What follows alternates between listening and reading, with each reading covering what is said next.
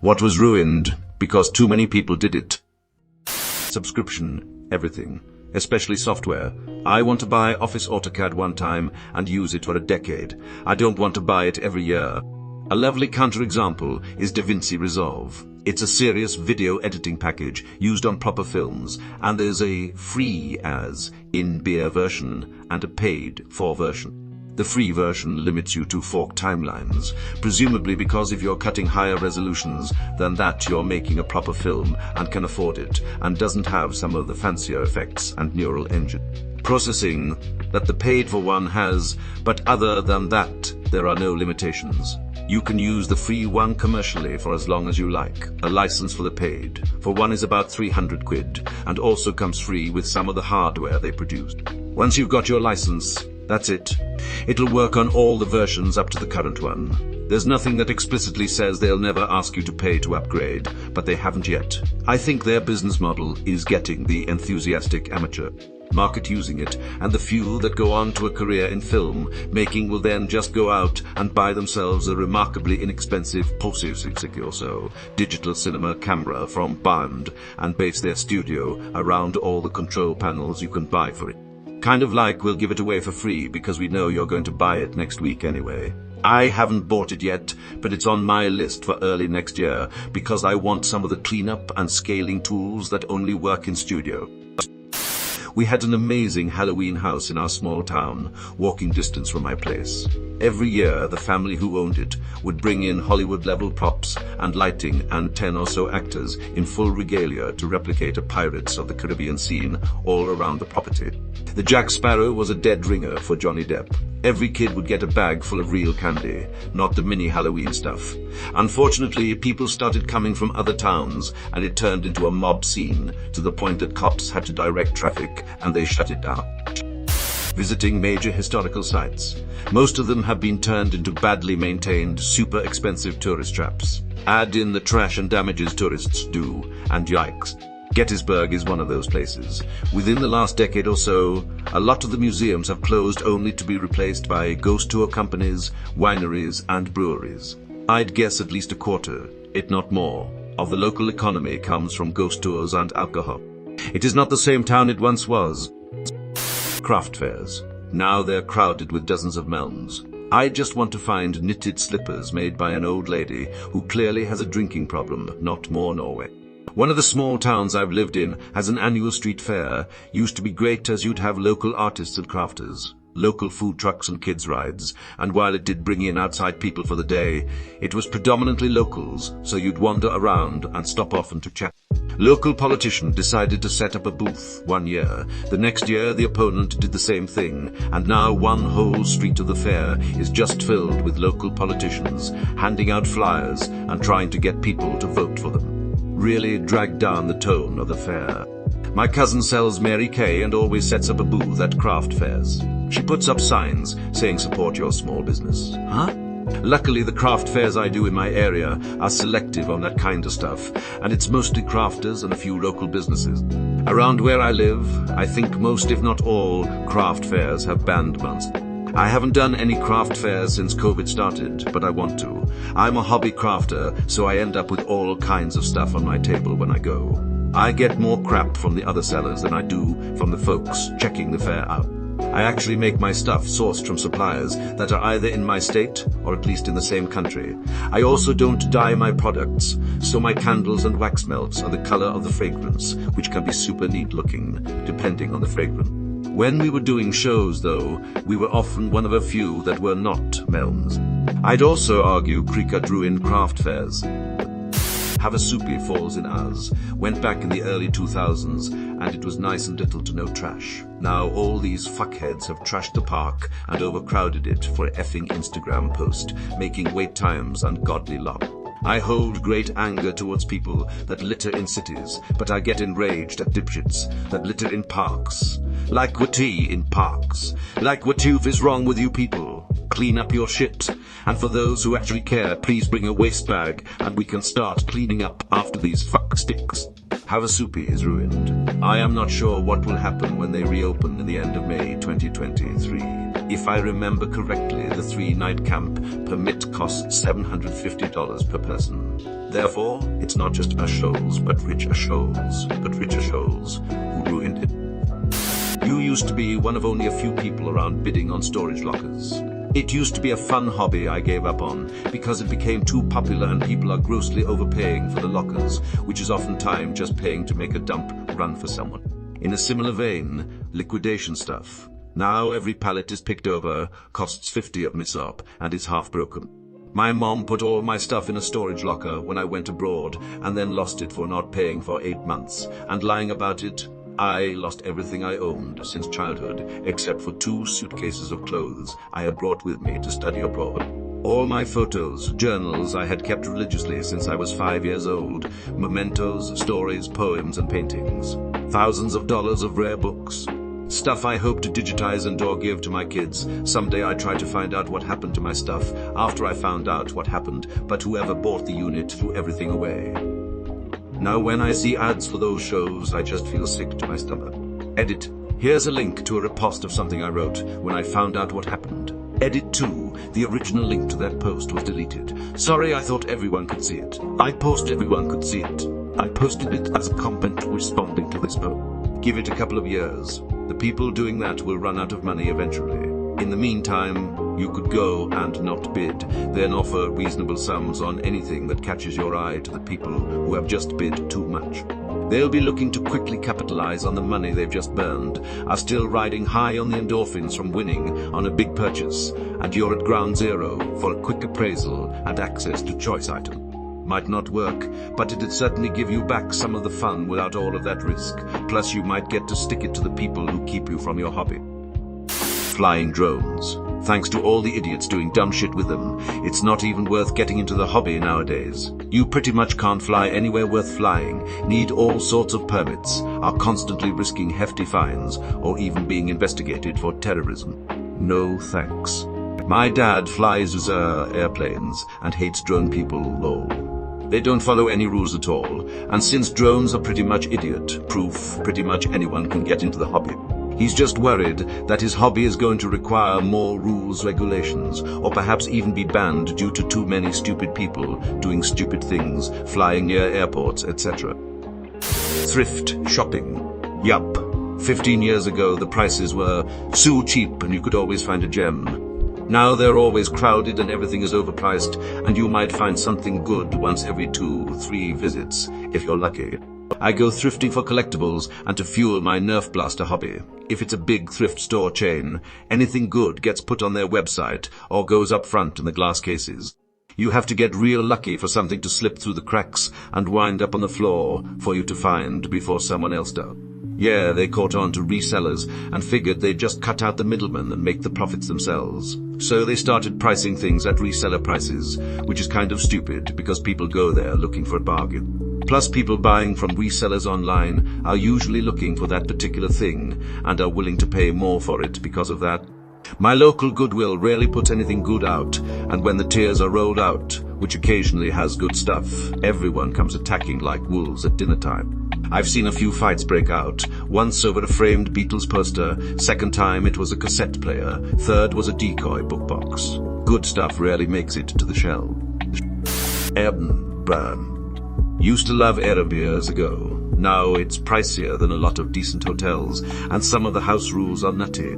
Urban was such a great idea until investors ruined it by buying properties just for the sake of short-term renting. Now entire neighborhoods have been gutted.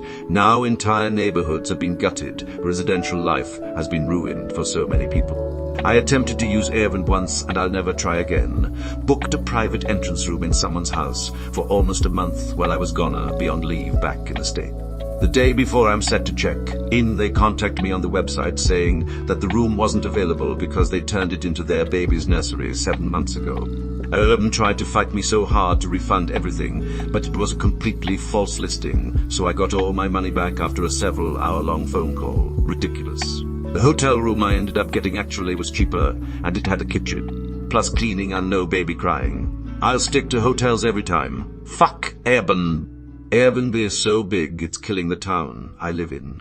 I live in a tourist town up on top of a mountain, and up until the air beams got big hotels, and a handful of dedicated rental cabins were enough to accommodate for the tourists we get. Now half the houses in town are exclusively vacation rentals. People are being evicted to make room for more every day, and there's nobody left to work at any of our businesses, and the price of literally everything has risen far above the price it would be in any other town. Edit. I already answered where I'm talking about, so you can stop asking. Kinda depressing that there are so many places that people immediately think of when I say this though. Adblock. Now every website has a warning. It used to be a rare sight. Fun fact. You can block adblock warnings. Technically, they're ads. uBlock Origin seems to block those, at least usually. Problem I've had is that websites have replaced outside ads with their own ads. Pop-ups that demand you give them an email address or a subscription when you just showed up to look up an app I call you, forgot the wording for. Cooking shows. It used to be a few talented chefs who had shows to teach. Now it's every damn celebrity who can or cannot cook making the same recipes as everyone else. I miss the Food Network back in the day with good eats. What's even worse is there are no real cooking shows anymore. It's stupid competition after stupid competition. Etsy started out as a legit community to buy, sell original handmade artsy crafts, all kinds of art made and sold by the artists. It was really cool. Then it started to turn a profit, and it became whatever the fuck it is now. The Appalachian Trail. People leaving their trash everywhere is really ruining the trail, and it's so fucking crowded now. People who litter on trails or campsites or in general annoy the fuck out of me. If you brought it in, you are fully capable of bringing it out. Do you actually like being out in nature if you leave your trash in it? Litterbugs are the sum of the worst people. We take trash bags when we go hiking and pick up whatever we see. One time we were doing it. A bunch of kids were around and they started picking up trash and bringing it to us. It was pretty amazing. I sharpened some sticks up for them to stab the trash with, and they really seemed to like stabbing trash, so it made it fun for them. What really made us mad was there was a trash can within sight that the litterbugs could abuse. If you're throwing trash out in nature, you are the trash. I live in Appalachia, and the tourists coming in to hike and camp have kinda ruined the local wildlands. A lot of them are absolutely filthy and tend to be super condescending and rude to locals for some reason. Nowadays, a lot of our natural trails through the mountains are covered in broken beer bottles, all kinds of other trash. They have zero respect for the land and people living in it. It's almost to the point where I can't even enjoy the beautiful nature around my home because of these fucking half-wits. Driving to work early. I used to do it, but now it's the same as morning rush hour. Just go earlier and skip sleep. Driving in general, honestly. I love to drive when it's just me on the road, but it's getting to the point now that I hate driving in general because it seems like no matter where I go or what I do, there's always someone on the road who's trying to kill me. Constantly having to watch for and anticipate the dangerous actions of 50 idiots, all clustered around me, is my least favorite part of the day. Honestly, I would guess that the daily commute is probably the most dangerous thing most people do in their day-to-day life. This is why I deliberately rented my first apartment from a place right across the street from my first office job. It was a below-average complex with semi-decent neighbors, but my commute was just walking across the street. Start going in late. I can tell you from experience that traffic is light, then low. Writing children's books. Used to be an art form, then every celebrity has written one. More like every celebrity has paid a ghostwriter to write one for them. Every celebrity has written their name on one. Apple picking. Orchards used to involve parking on a dirt lot, climbing trees to get the best fruit and paying per bag. Visiting a farm. That's it. Now there's admission, paid parking, hay rides, food stands, live music, photo-taking areas, etc. Feels like a tourist trap, because it is. Festivals. I used to enjoy going to some local festivals. Now they're just overcrowded and expensive. Overcrowded, expensive and corporatized. I can only afford festivals I play at now. But I live in rural Pa and the area, and the well-seasoned festy kids are throwing dirt fests on their property with local talent, and those have been so much more fun, and it really brings in the music and art community. The summit of Matt. Everest is like a trash heap now. You forgot to mention the fact that it's basically a mass grave now too. Fun stuff, indeed. Green boots. I think about him every now and then, more so perhaps than any other unknown to me, deceased person. I'm not quite sure why, and that is why I am not going to go there. streaming services. I miss the days of one single service, Netflix.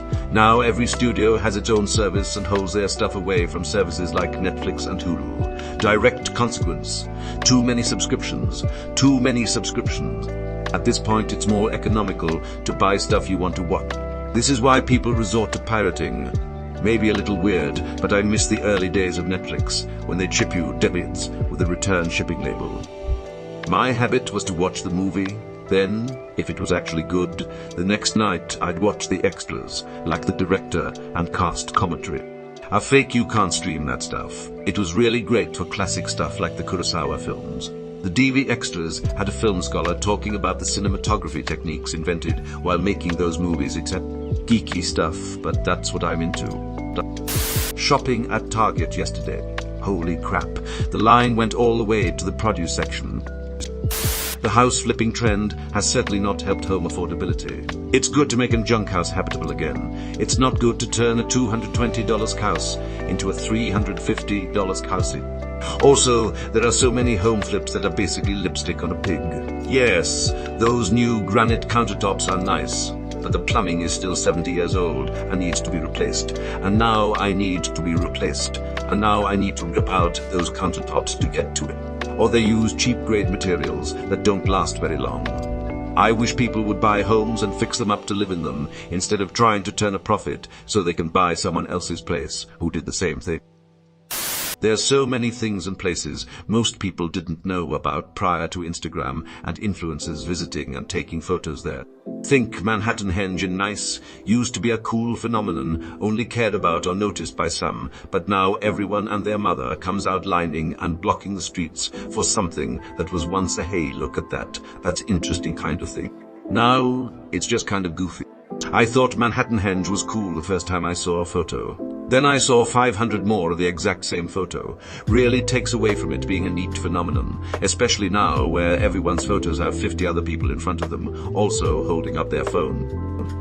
Whatever the hot new tourism spot is, for example, my grandfather used to spend weekends in Nashville when it was a more down-to-earth, low-key town. Now it's one of the hottest travel destinations and is just swamped everywhere. Any place that has a bumper sticker that says, "Keep X weird," I automatically assume they're just banking on the copy-paste tourist crap every other city does. That beach from the beach. Oh shit, I just googled. They actually closed it for a few years. Living in Iceland got fucked up due to Iceland becoming a popular tourist destination. Prices are way up, housing has skyrocketed, lots of reasons, big one being Airbnb, and our nature monuments are slowly being eroded by dumb-ass tourists. I'm a native, but I can barely afford to live here anymore. In my dorm room, there was a vending machine that, with just the perfect push of the button, would dispense 2 Sprites. For a few of us, it lasted around 6 months. Then they fixed the machine after one loose lip led to another. Open lips, snatch sips. Oh yeah, we had 5-cent peanut M's in our vending machine at work until someone blabbed. YouTube people used to make content for fun. Now everything is optimized and monetized and scripted to death. I wish you could downvote thumbnails. Whatever that formula that caught on is, it's terrible. The one where you look like a fucking confused idiot posing in front of some clickbait title with random words capitalized. And they push celebrities' channels over people who make good content. Selling on Etsy. I worked my way through nursing school by crocheting my fingers to the bone and selling my wares on Etsy. I made a good bit of money and thoroughly enjoyed it. My little Etsy shop really took off too. Now with the influx of dropship people, plus scammers trying to pass off their mass-produced crap as handmade, a seller would never be able to find my little shop. National parks. Prior to like 2018, you could go to most parks without needing any hiking permits and would rarely have to wait in line. Because of COVID, every park in the lower 48 that is easily accessible is crowded. It takes forever to get in, and you have to have permits for a lot of the best hikes. COVID ruined the national and state parks. Too many assholes not respecting the land, leaving trash tagging rocks with graffiti, and crowding the trail. We were hikers and had to stop because the trails got wrecked. Human and dog feces, food waste, and loud music. This is what happened here in Utah with the parks in the south. People pushing over boulders and tagging walls in caves. Still think of a couple who were in Custer State Park. They saw a buffalo calf that looked cold, so they loaded it up in their van. They were stopped when leaving the park, not knowing which buffalo it belonged to. No way to find the mother. The calf died because it wouldn't take a bottle. A once pristine mountain lake that was peaceful and excellent for fishing and swimming was ruined by development. As I previously commented, the pine trees surrounding the lake had been cut down and houses built everywhere. Discharge from motorboats and runoff from development have polluted the once pure water. The fish are gone and the air stinks of pollution instead of being lightly scented by surrounding pine trees. Somewhere, the Lorax is very pissed. Moving to Austin. YouTube. I miss the days of amateur videos. Classic smosh. Crappy but still sent entertaining music videos of video games.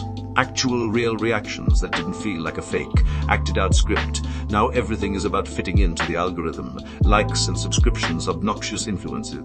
YouTube is all clean, square, corporate and sanitized. I won't deny there is also really good content to be found as well, but it's mixed in with a lot of crap. The 10, now 8, minute video goal to run optimal ads really killed a lot of it as well. Videos used to be a few minutes long, sometimes as short as 10 seconds. People edited the video down or kept them short. But now everything is absurdly drawn out just to hit more ads. YouTube used to be a great place for information and entertainment. Now it's full of clickbait channels who just try to make money, and add to that is removal of being able to see the dislikes. That was incredibly useful when trying to find tutorials that were actually helpful.